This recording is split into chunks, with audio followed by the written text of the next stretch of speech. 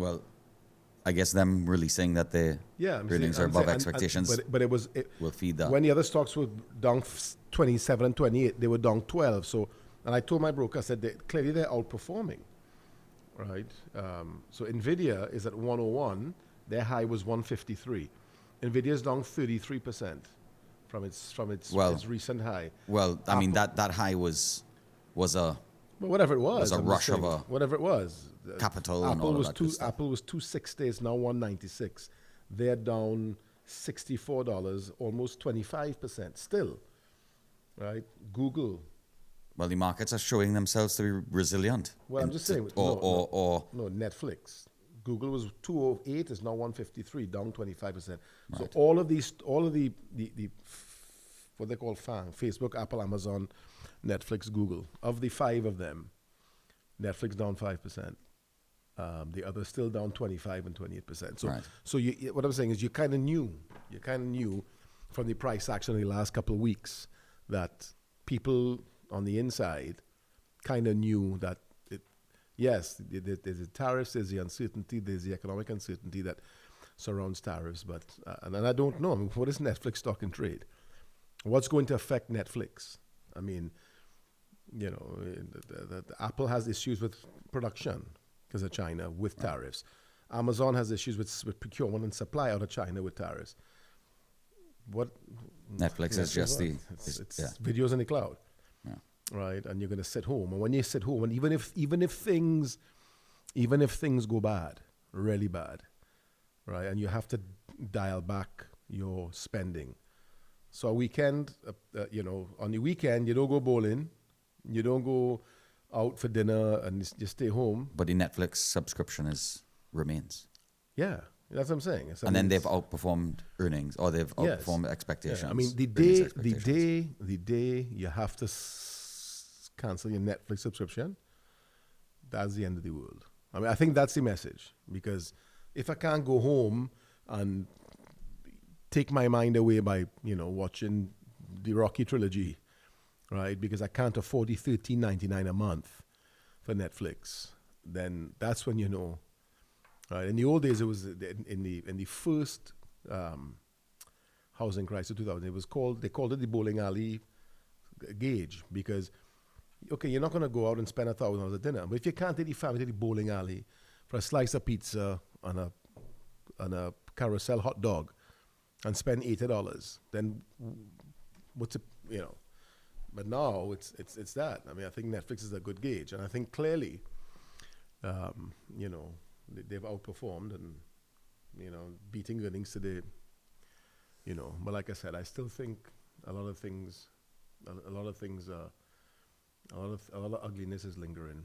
Well, I mean, despite the ups and downs, which we're clearly seeing in both the traditional market and the crypto market. I mean, a lot of ups and downs. No real sighted recovery.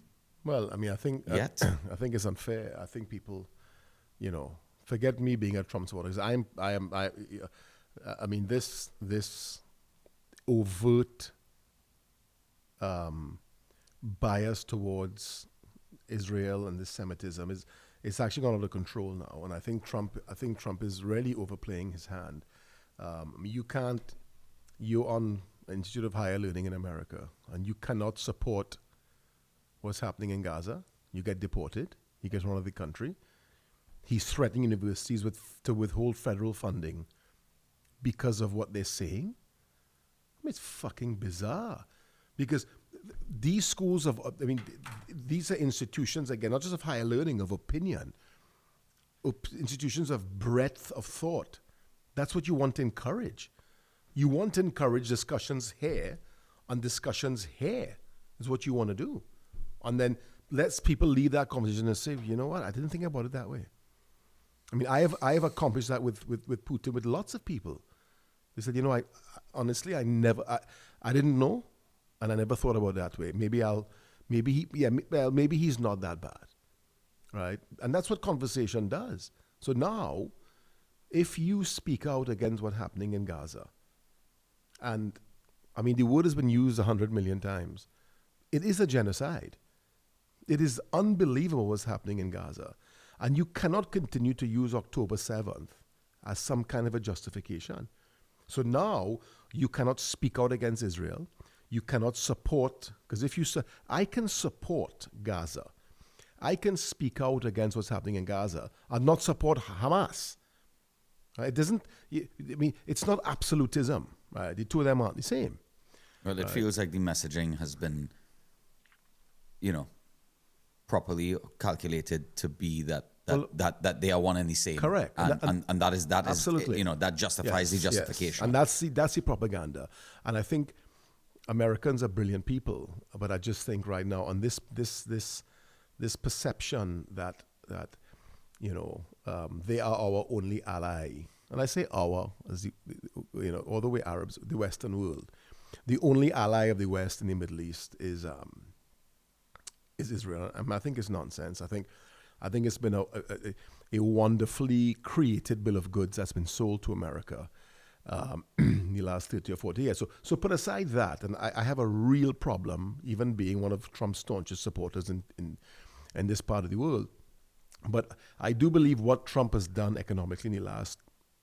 And listen, anybody who got swiped or blindsided by what happened 2 weeks ago was asleep at the wheel. I mean, Trump basically said, this is what I'm going to do. And he warned about it 2 months ago. And he said, there's going to be some short-term pain, but we're going to get through it. Right? And he started with Colombia. And then he said, China, the EU, this is what I'm going to do. Now, at the time, because some of my friends in the US were like, destruction and death. I said, why didn't you sell? Why didn't you sell a month and a half ago? Because we're greedy. That's why we didn't sell. Right? And we thought, well, it may not be that bad, and I don't want to get out of the market now. Then, when China happened and the EU happened and retaliatory tariffs began to be spoken about, and all this internal noise started to happen where the markets collapsed. But Trump telegraphed, this is what I am going to do. Trump is simply, I guess simply maybe a gentle word, Trump this is a realignment. Right? For years, post-Bretton Woods in the 70s and post-Reagan, the American economy, it's not sustainable the way that it is. It simply isn't. You can't lever the system when it's about to collapse, say, okay, just print more money. No, they can. And the reality is, if America prints $1 trillion today, the impact on America, because of the fact that they are the global reserve, will probably be the least, right? But you cannot continue to flout the laws of economics. So Trump just said, listen, we cannot continue running trade imbalances, right? Never-ending trade imbalances, spiraling debt, ballooning debt. Eventually, we have to roll that debt over. And what's going to happen when interest rates are 5 and 6%, and we have to refinance $26 trillion, which I think was the next amount that was to be rolled over 3 or 4 months from now? What's going to happen? Who pays that price? The American people, right? For years, with all the tariffs, the companies didn't care. They're buying cheaper products from China, right? And they're selling it in America. So we're making more money. Our stock's going through the roof. My bonus is better than it's ever been. Who cares? Right? And it became that myopic view on Trump, of all people, to be a populist, to say, listen, I buy stuff I have manufactured stuff in China, but these trade agreements simply cannot work. It's no longer sustainable. And what America was doing, they were exporting US dollars. They were happy with the trade imbalances because they exported US dollars, which gave those countries the US dollars to pay their bills, and America maintained its global position as the reserve currency. And we've spoken before about one of the people have tried to change that, including Gaddafi, and they ended up dead. So Trump now went into this, and what really broke the back of this was the day he relented. You had stocks collapsing and yields on US bonds, which are treasuries, going up. Generally, if stocks are collapsing, you flee stocks, you go to treasuries, yields come down, right? Because the demand is massive and money's flowing into bond. What an anomaly. Stocks were going down, bond yields were going up. That's like, as I told someone, that's like, well, I don't know if you're familiar with craps. That's like betting on the pass line in craps and betting on the don't pass line, and both of them lose. It's not supposed to happen that way. And it turns out, what they told us was that there was there was a 60 times short trade on the U.S. 10-year Treasury, right, by some finance house or some hedge fund. And I'm like, this is the most liquid market on the planet. So you telling me one, which even highlights to me how fragile the U.S. economy is, that one trader, it may have been a hedge fund, brought America to potentially to its knees, forced a president to relent from his position.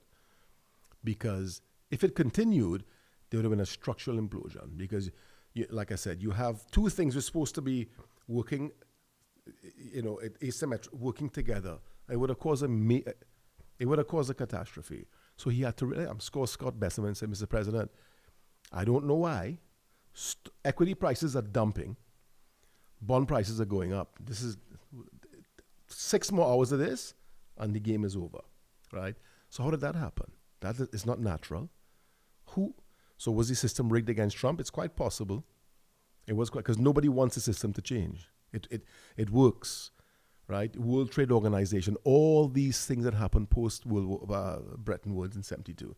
The World Trade Organization has nothing to do with trade inflows. It's about investment flow. So it's never been that way. After I guess, as you said, kind of being forced to relent, what do you see are his next moves coming up? I mean, if you have to now speculate just for fun, I mean,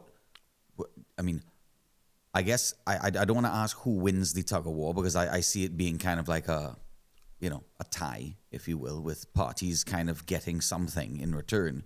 But I see him relenting a little bit, and I see, for instance, China and some of the bigger trade partners you have compromising in some way. You have to ask, what was his ultimate objective? I think, and again, what the hell do I know? Right? I am probably on the very bottom rung of the totem pole of being able to analyze what really happened, right? But I believe Trump was using it as a negotiating tool. I don't think Trump intended for the tariffs to really take effect. But he was like, listen, and one of the officials came and said, listen, Australia, we buy $29 billion a year in beef from Australia, right? They buy zero beef from us because of trade restrictions that they've imposed. So and Trump has said it. Said American banks cannot operate in Canada, but Canadian banks operate in America. Now, a lot of these things would have had some historical negotiating that went on. This is the reason why we did this. But Trump is saying, listen, I want it to be fair. And I'm going to go and do this and then come back to the negotiating table. Let's level things off, right? Now, it's a blunt tool, right? Tariffs are a blunt tool. And they don't cause inflation. They cause, inflation is a much different phenomenon than just having short-term price increases, right? And I don't think Trump is a fool. And I don't think the people around him are fools, right? But I think, and one by one they started to fall. And then when it got really bad, remember Vietnam came and said, we're ready to negotiate. Nike stock price went up. Because these guys realized, hold on a second, whilst, and even with China holds what, $1 trillion in US paper. But do you know how much the US buys and consumes from China? So it's like two drunk guys leaning on each other. You can't just, people say, China should take back its paper, redeem its paper and fuck America. I was like, it's just not that simple. If America stops buying from China, they have to go and find markets all over the world now to dump off their products and sell their products. It's just not that simple. So Trump, I guess as somebody told me, it was not the what, it was the how, and it was combined in Trump's inimitable style of just being a brash guy from Queens, right? And then China went to 50, 75. China went to 150. When was it going to stop? I mean, at what point is someone says, okay, this is getting ridiculous now? Trump is just not that guy, right? But he was forced to relent and take a pause. And that's why the markets are still very jittery. Yeah. Because you don't know. You don't know if tomorrow. And I think the ultimate recipient would have been China. So I think through it all, Colombia and all the, right, everybody fell in line that it's taking back the prisoners. Europe's indicated that they're prepared to negotiate. Europe is a disaster, a complete disaster run by goons and imbeciles, right? They cannot do without America. It's as simple as that. And Trump is ramping up his Europe talk again, not funding the UN. And a lot of things. Right, he reached the UN now. Right, so where it ends up, I don't know. But I think he was the first president that had the balls to say, "Listen, I have a plan and I have a vision. I'm going to see it out." Right, and I think with all the things he could have done, right, all the things that were at his disposal, does he slow the flow of investment to the U.S. to stabilize the dollar? That's a hard thing to do. I mean, the things that were at his disposal, I think tariffs were the easiest one, and but again, so many guys I know jumped off that Trump train like that. And it reminds me of Voltaire, he said, when it comes to money, we're all the same religion. So guys can like Trump or like whoever, but the minute you start interfering with their pocket, and guys, brokerage friends of mine who were like, I have people with their 401 calling me 10 times a day and it's bullshit. And I said, I understand, but markets have always come back, right? Inherent damage is only damage when it's permanent. There's no such thing as temporary damage. If a stock goes from 90 to 15 and it goes back to 90, there was no damage. There was a gully. People would have sold, as we call paper hands, right? Would have sold. But if you're a believer in the American economy, and if you believe what the president is doing or trying to do, and as I said, buckle your seatbelt and let it play out. But there were guys bailing out at a rate. And I think Trump ultimately, he caved. There's no other way of saying it. He caved because the point was, and as somebody in Trinidad who does not like him told me, says, you know what? It went up this much. I now have a certain level of respect for him because he had a vision, he had a plan, he was seeing it through. And when he realized, for whatever reason, he said, I don't know if there was some bubble in the bond market that somebody, whatever reason, his Secretary of Treasury, whoever spoke to him, and he relented. That's a man. I could say, okay, all right. Because some guys would have just been like, I'm going to crash into that wall. Then when we crash into the wall, we go figure out what the damage is. Right, yeah. Trump didn't do that, right? So, but I think it was all a big kind of, I wouldn't say it was a power move. Yeah, it certainly was that. But I don't think it was all, I think where it's settled now, and China's now isolated because everyone's gotten a pause. China hasn't gotten a pause. So, and I think the ultimate target is China. And the reality is 15 or 20 or 30 or 40 years of asymmetrical trade, deliberately done in my opinion by perverted, unpatriotic leaders have put America in this position and just think, well, we just keep printing.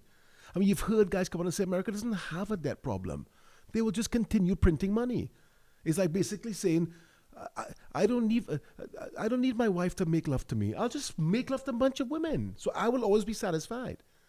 So with fidelity, that's not important. I said, no, there's lots of women to make love to. We can make love till all day.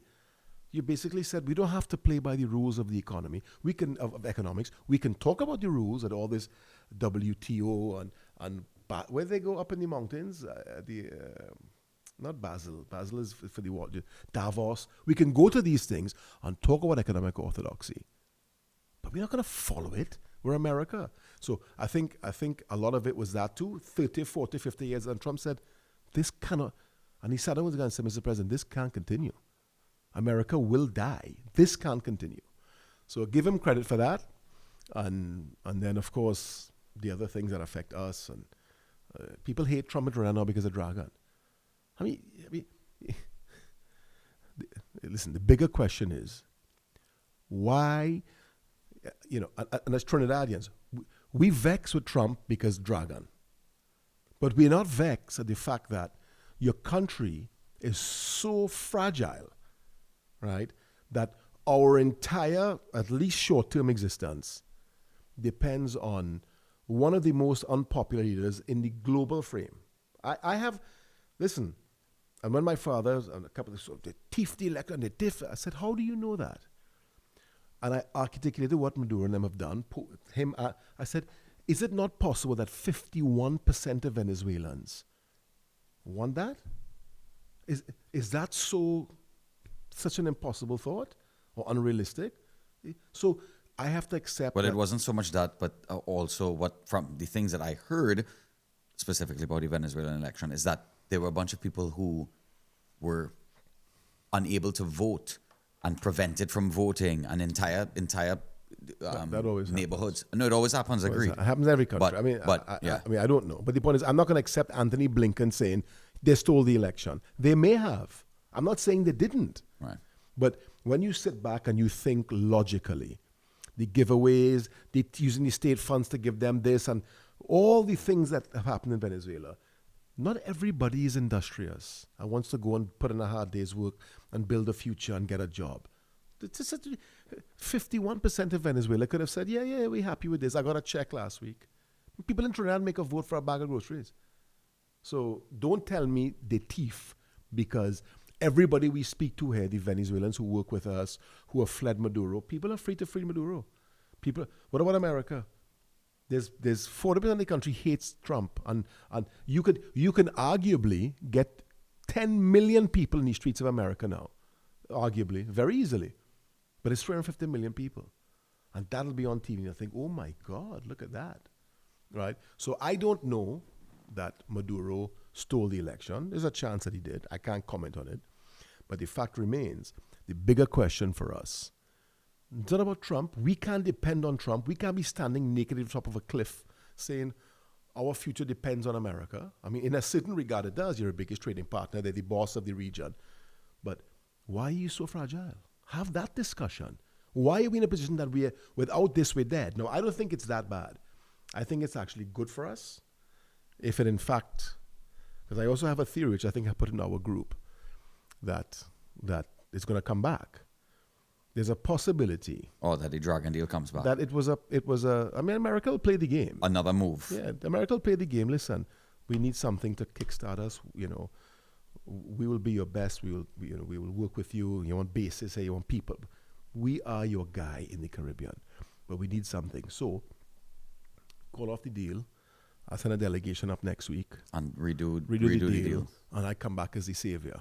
Right? It's a brilliant move, Machiavellian, fantastic move. Yeah, because the timing to me, was like, shit. I mean, 2 weeks before the election, this is what you're going to come with. You've put our caboose, you've hitched our entire caboose on the Dragon deal. You basically said that in the last year or two, the PNM. And I was gone. Oof. I'm gonna take a left turn and ask, because you said you put basically your whole country's fragile, where we put our essentially eggs in one basket of the oil and gas industry. 2 days ago, they launched Global Trinidad and Tobago, a new state agency to bolster, I guess, content and culture and stuff outside of Trinidad and Tobago. Basically, the orange economy, as they say. I mean, what other things can we do that are tangible, that we can that would, I guess, reverse those or bolster those trade partners, and we could bring more forex back to the country? I mean, do we look at agriculture? Do we try to go commercial like what Dominican Republic did? I mean, the reality is, I think the bigger issue for us is our psyche. We have become, and we've had this discussion before about the bottle of whiskey, right? That's what Dragon was. The bottle of whiskey in a glass, and we finally get the glass open. Let's say Dragon happened. We get the glass open. We get the bottle of whiskey. We imbibe ourselves for a couple of years, but ultimately in 2 years' time, that whiskey is going to wear off, as Dragon would. And what are we going to do? We're going to search for that other bottle of whiskey. So we are what I call nomadic drunkards, right? Just looking for the next thing that can just keep, as there was an article written by, I can't recall who it was, a couple of years back, and the plates are rubbing together. And the money is like you lubricate it so that it's rubbing, but it's rubbing, smoothly. When you can no longer inject the money in there, and those two plates rub together, sparks are going to start coming out. So the money really has been a lubricant. So from that perspective, for social stability, right, we don't have the luxury, because we have not invested in our people, right, in their minds. We've sold them this dream, but we've priced them out of the market, right? And so now, when you go and say, listen, there needs to be a sacrifice, because if you want to diversify, and you want to essentially, as someone told me, course correct, right? You need a course change from where we're going. It's going to mean sacrifice. Now, maybe we could borrow, you'll have to basically submit and sell your soul. Maybe we could borrow 25 billion US from the IMF. And just do a full revamp. And then say, right, almost like a bridge loan. And in those, while you build your plan, and I mean, the plan may be calling Elon Musk and say, listen, there's 500 acres on the northern coast, on the northern range, right? We're going to give you the land.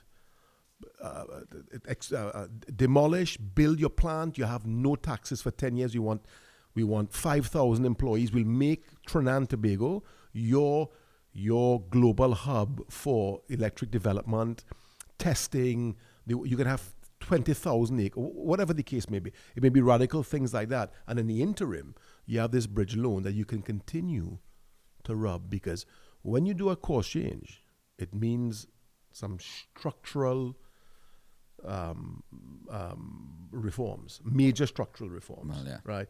And that means I think it's 5.5 billion or 6 billion, it could be more, in transfers and subsidies, which basically is taking state by saying, right, here, social programs. I mean, they've had multiple names in the last 10 or 15 years. I would have loved to see how you're talking about, a big, anything technology, Elon Musk, whatever the case is, thousands of acres.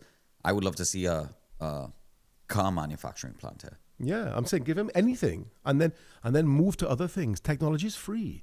There's no invest. Bring people in. We'll manufacture Chevy trucks in Trinidad. Yeah, I mean, for the United States. I mean, the point is, do it. Give massive incentives with it. I mean, people talk about sandals.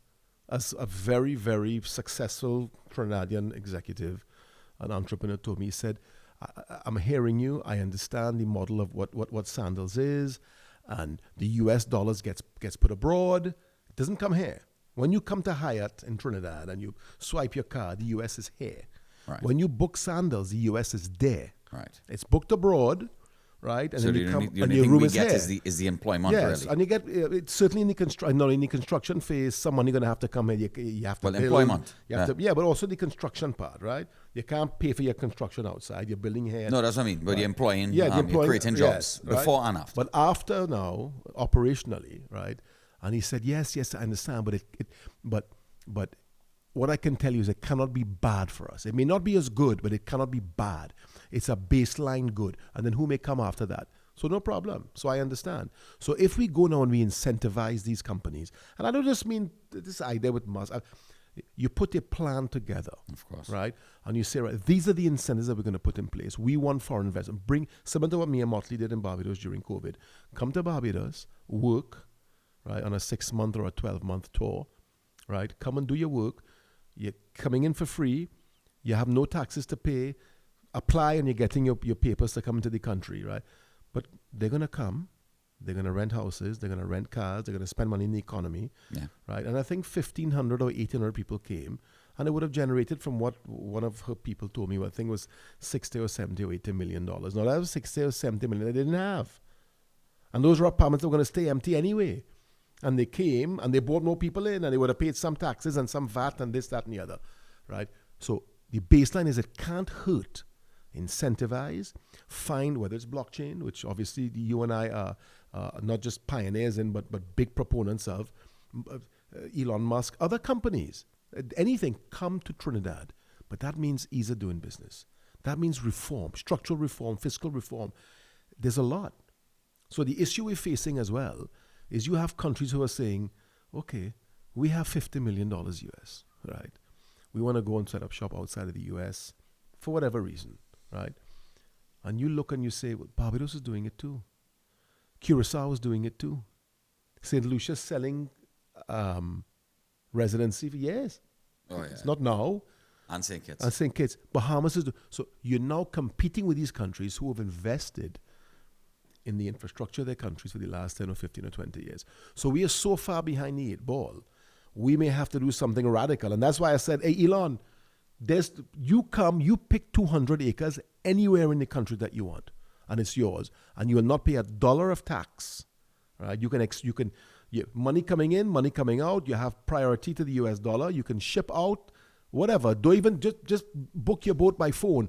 Do anything you want to do, but employ 10,000 people over 15 years, whatever the case may be, and ultimately build a car manufacturing plant here. You want 30, 40, 50,000, take whatever you want, because we've now in a position that we can't go and say, well, no. Similar to Tobago. We're so desperate, right? And I don't know. I've heard some stories, but I'm not going to articulate why the first deal got shelved, right? Sandals. Yeah, but the reality is we are just like us as citizens. We are standing on the edge of a cliff as a nation, and we're naked. And the wind can blow us one way or the other. Other countries have invested in their future. The reality is, and I'm not casting aspersions on anybody. If anything, I'm casting aspersions on us, because we allowed it. But we spent 50 years thinking we could. It started with Eric Williams. I don't want my young sons and daughters growing up to be bellhops and busboys. No tourism. We have oil. Manning, when I think it was Stiglitz, I think we discussed at the summit, came and spoke about hydrocarbons being a depleting asset, and he was the next speaker. He got up and he rubbished the man.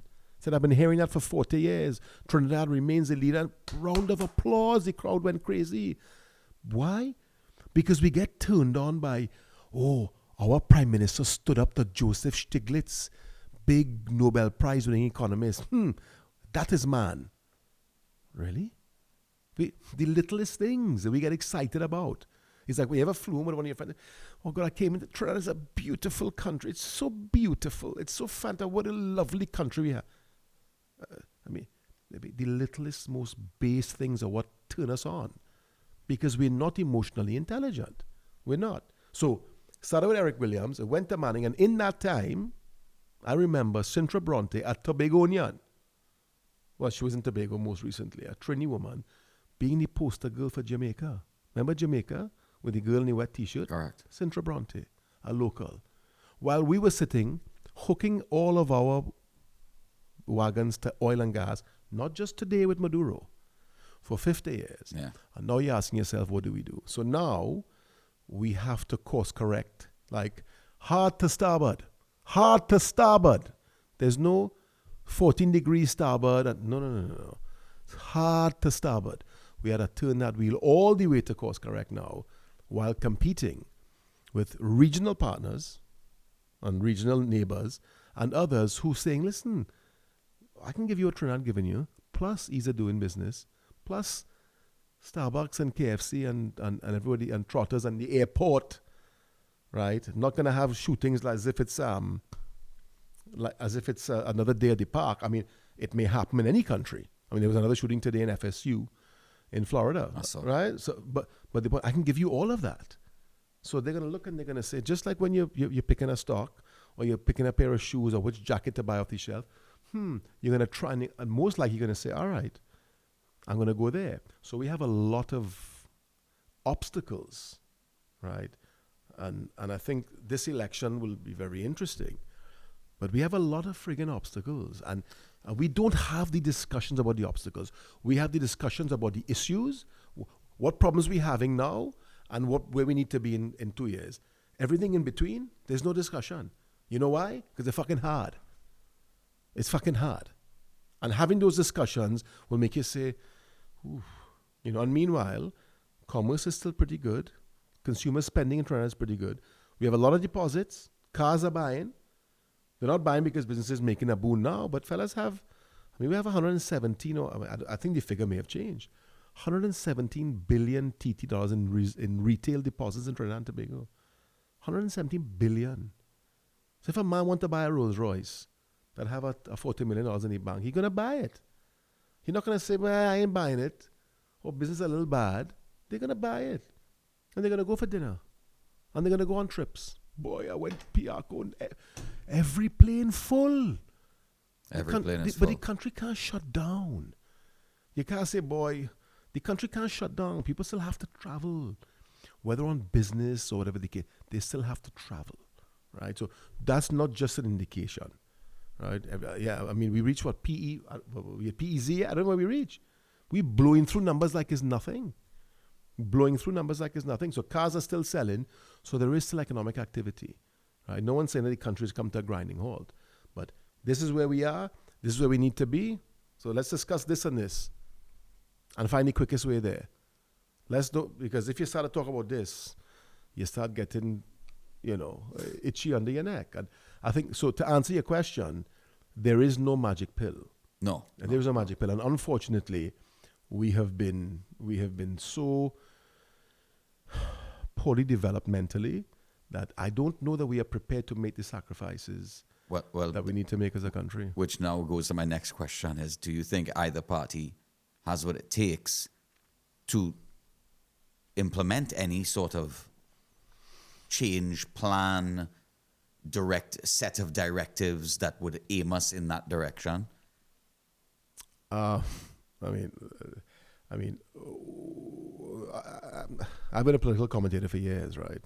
I'm on the fringe, and I'm very comfortable speaking my mind about how I feel. The first thing you have to look at is history as a gauge to the future, right? And I would tell you the answer is no, because outside of energy and energy development, governments have beaten their chest about nothing else, right? And the reality is, outside of energy, and we have to face that reality, outside of energy, Trinidad has been significantly hamstrung. We have a very, very robust private sector. We have some great manufacturers. We have a lot of innovation happening in retail, right?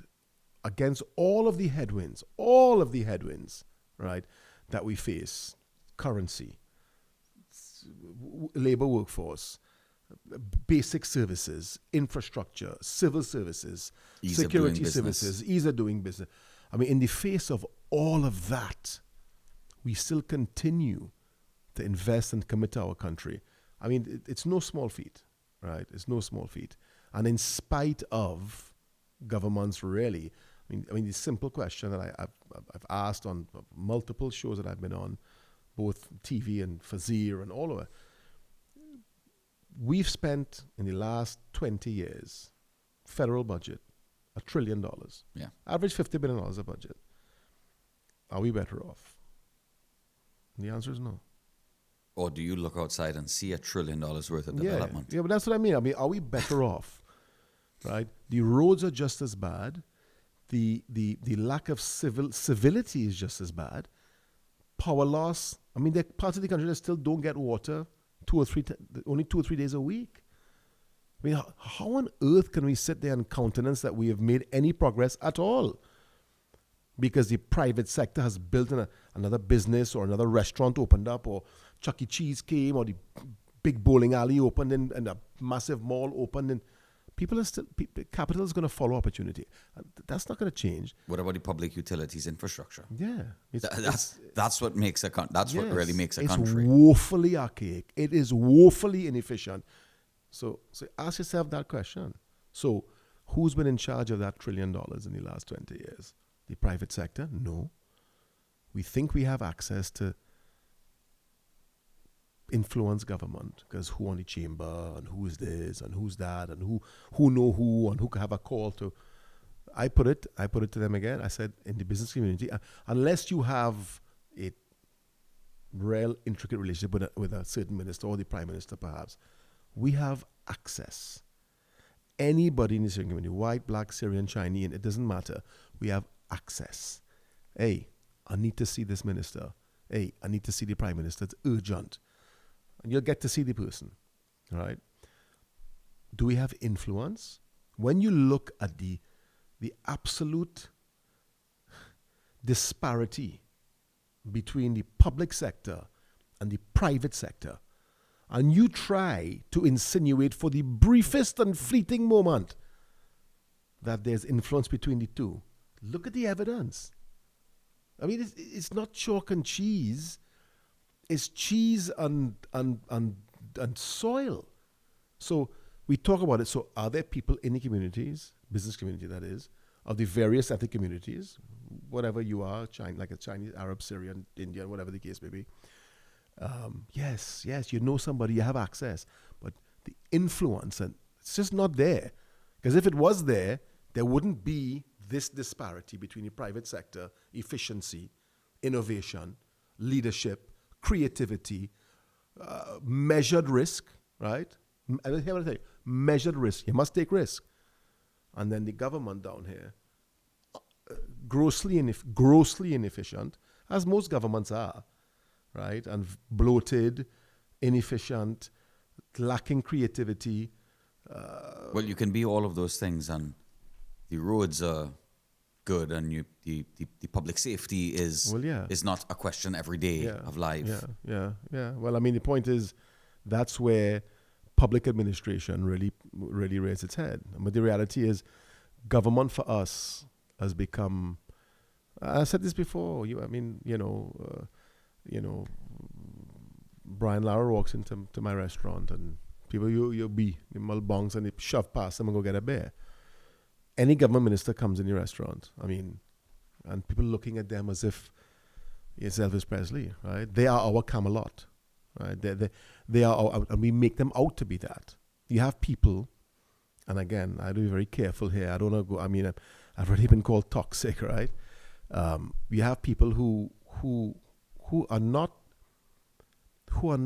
qualified, and I don't just mean qualified with a university diploma, who are not qualified either by credentials or by experience, right? That when they open their mouth, there's 9 microphones in front of them, right? Because they are one of the 41 people in the country, right? So the reality is, our politicians have kind of become, I would say, a means to an ends, and that ends, and again, not speaking about any one of them individually, but as a collective over the last 30 years, that ends has not been national improvement. It has not been national development. It can't be. It can't be that we can elect 36, now 41 people every 5 years. And I'm using that, obviously we've had some early elections and stuff like that. So we've done it eight times since 1985. And never once has one of them, by mistake, we elected somebody who actually got something done. We were in the same position 40 years later, and we want to talk about, boy, Pete, what do you think happened in this election? Boy, how you see it playing out. It's macabre. It's macabre. So there's a lot that we need to do, and it has to happen between problem, is that the Hegelian dialectic, problem, solution, right? The discussion. That's the Hegelian dialectic, problem, discussion, solution. Problem, solution. What about the middle? We throw Hail Marys. And luckily for us, because of the black gold, right, we've managed to sustain ourselves for 40 years. And now, somebody asked me, I said, I would not want to win this election. I would not want to win it, to be honest with you. I would not want to win. I think you win the election, you devalue the next day. The next day, right? Next day you devalue, whether PNM or UNC wins the election. The next day you have to devalue. We have a foreign exchange crisis. We're actually beyond crisis. We're in deep crisis, right?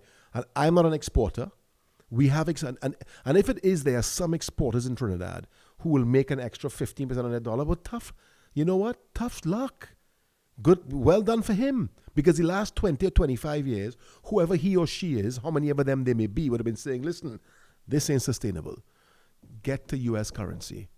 Get to the point where you can earn U.S. currency. Because one, right, it's a hard currency, right?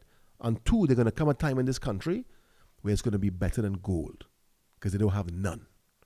So whether it's they have U.S. currency to pay their bills or they have U.S. currency to come bring back to Trinidad now at a 15 or 20% premium based on devaluation. But you can't not do it because of individuals who are, as the Minister of Finance recently said, is hoarding. We're hoarding. They're hoarding and waiting. It's such a preposterous suggestion, right? That people are hoarding U.S., right? No, the reality is he has access to the people's bank accounts. So he's looking and he's saying, Stephen, I did want U.S., but We have 25,000 US in his account. I wish. And he asking for 4,000 to buy microphones.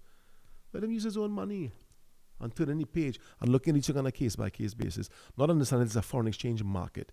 I have a right as a Trinidadian to every single day, if I want, take my Trinidad currency and buy US dollars, euros, Turkish lira, Thai baht. I can buy, it's a market. And I'll go and say, ooh, 925? Nah, I'm not buying it. I'm not buying it. I'll go and buy a tractor and invest somewhere else. But I need US. Just a blank, it's just not there. It's just not there. So all of these things. So do either the political parties have the propensity? No. The reality is no. Because, and I'm not, again, it's not to cast aspersions. Neither one of them have shown the propensity, 1/1,000,000th of what Trump just did. Because that's what Trump was doing. I'm not going to support. Trump was changing, saying, listen, this can't work. We have to change. And there's going to be short-term pain. There's going to be short-term pain. And most people were dealing with the pain, you know. It was the elite, the media that came, and every day was Trump destroying the world. And Trump was playing golf. Somebody told me, if he plays golf today, he's an asshole. I said, let me tell you something. He's going to play golf today. Because he has to project that I know what I'm doing, I'm not worried, I am not fazed, and I'm going to play golf. And he did. But he, as that person in front who told me, he was convicted. Where's our political conviction? What is the difference? I asked you a question. I'm asking you now. What is the difference between the People's National Movement and the United National Congress? Is there a difference?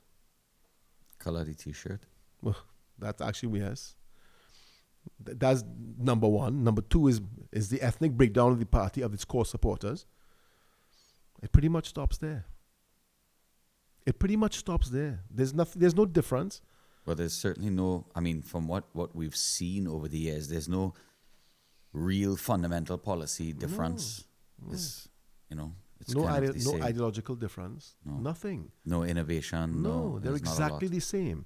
It's get into government and start planning for the next 5 years how we're going to win and manage the treasury. No, I use the word manage the treasury very complimentarily, right? That could mean raping the treasury. It could mean adding, it could mean, but managing the treasury and doing a few things that people will feel, right? Mia Motley came into government with a country that's still under the hood is a mess. And still a debt, a massive debt. Yeah. They were GDP debt from 109 to like 97. Still terrible. Confidence, right? She went on the world stage. She spoke to the brand of Barbados. She made Rihanna an ambassador.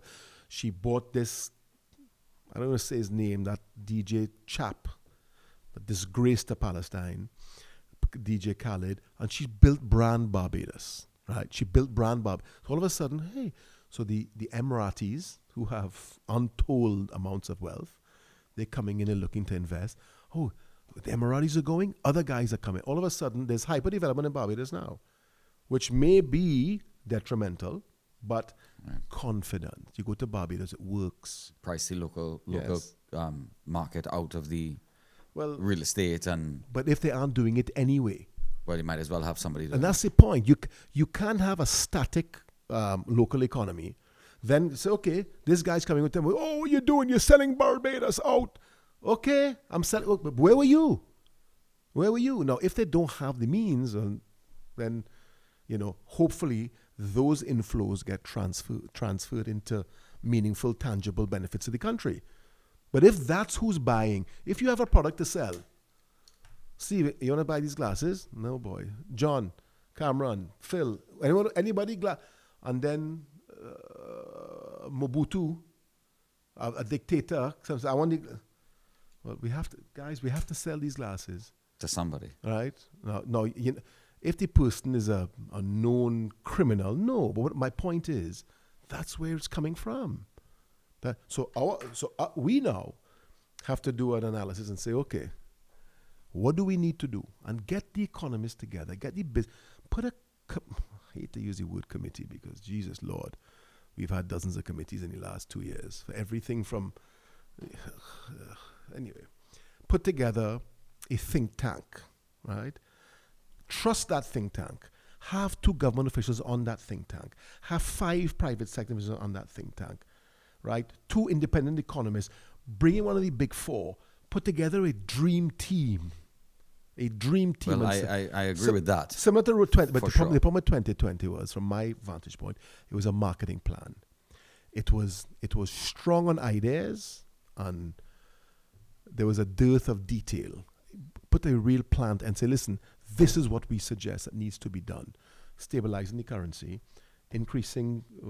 certainly increasing foreign flows, which was FDI, and decoupling from energy, what our future looks like. Do that and follow it. But outside of that, you're going to win an election, stick a couple of big name people into key positions, and we're going to kick the can for 5 more years. Kick the can for 5. So can they do it?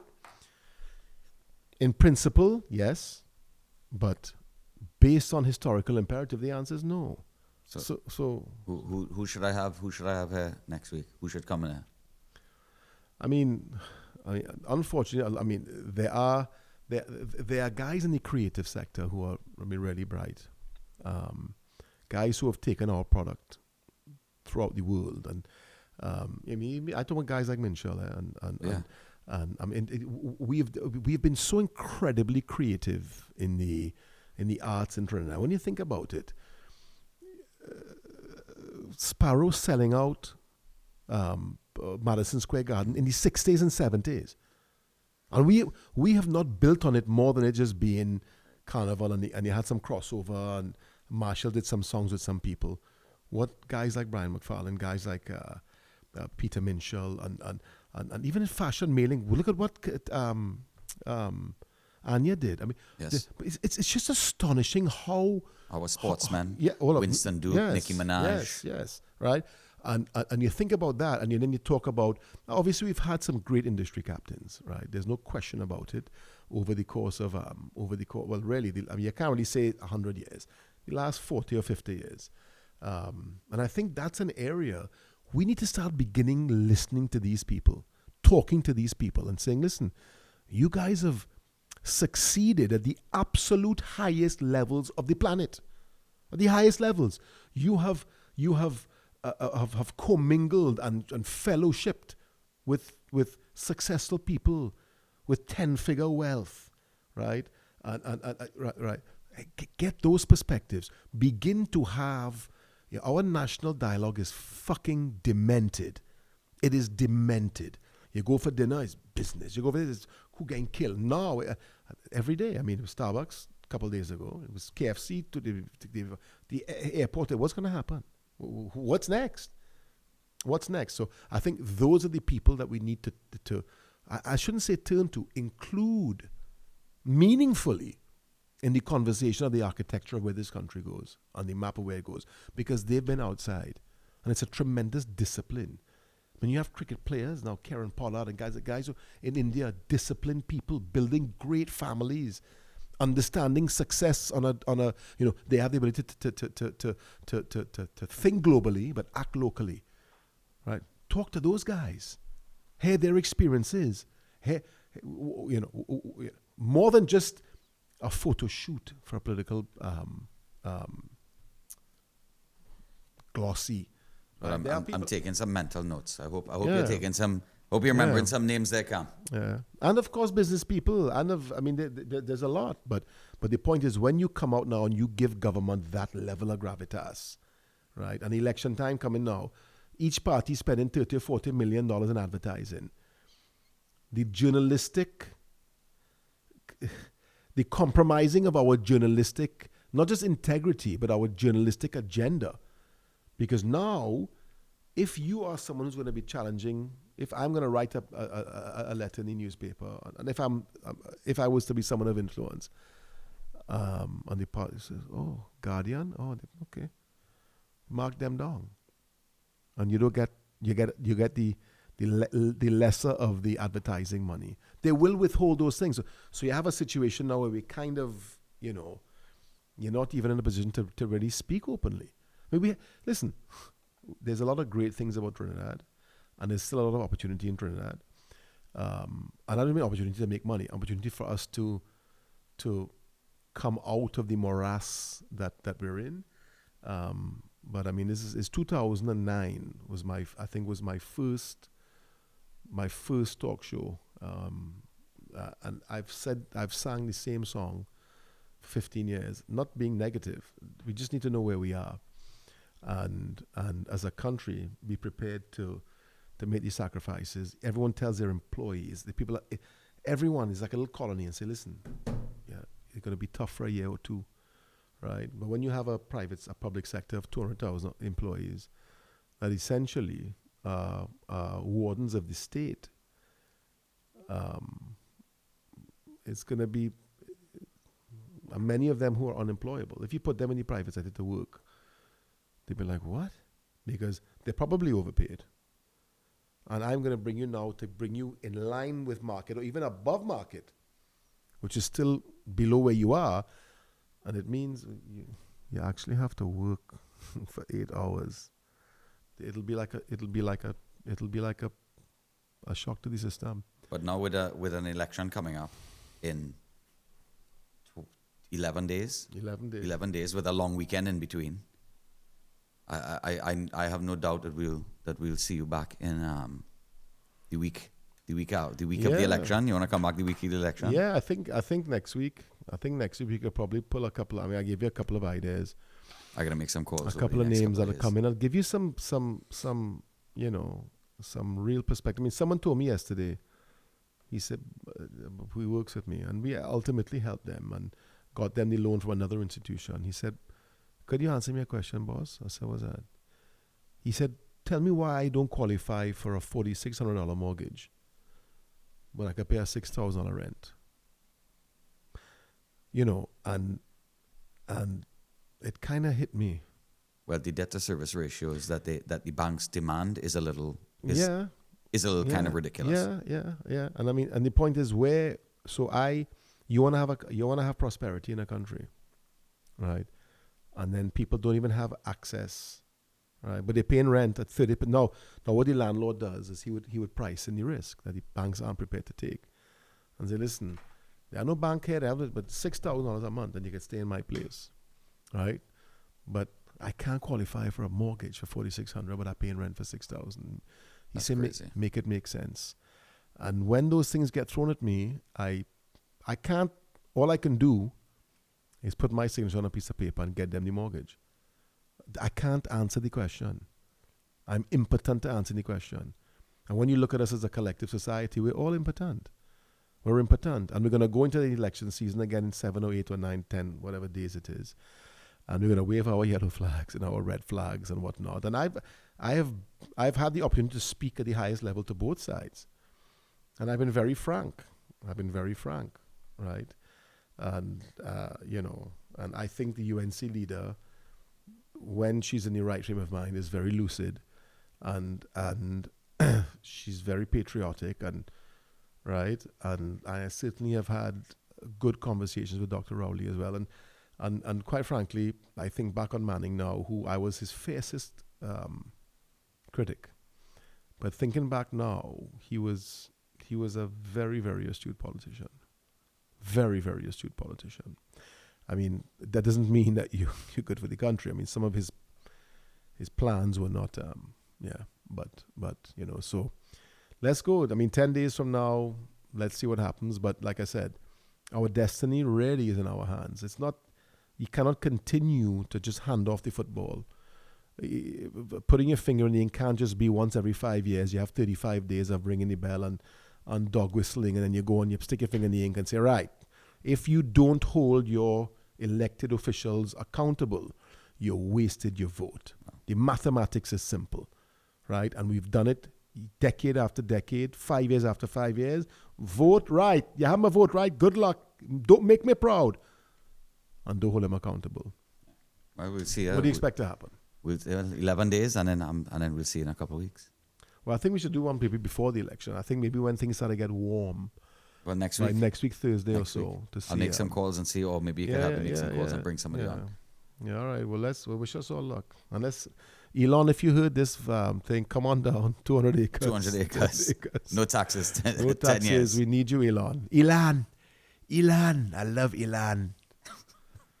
I want to see a Chevy plant here.